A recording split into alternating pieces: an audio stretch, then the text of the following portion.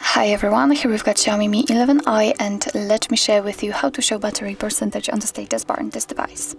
So first of all, let's enter the settings, and here we have to scroll down in order to find notifications and control center. Now let's scroll down to the very bottom and tap on status bar, and here we've got the battery indicator option, so let's enter. And here we've got 3 different options from which we can choose. Right now we've got this one applied, this option is marked, and you can also see that on the status bar we've got only the battery icon, but we can choose the percentage inside the battery icon or outside the battery icon next to it. So I will pick this option, and as you can see, it actually immediately changes, and from now on, right next to the battery icon, we've got the exact percentage of the usage of the battery. So actually this is it. This is how to show battery percentage on the status bar in your Xiaomi Mi 11i.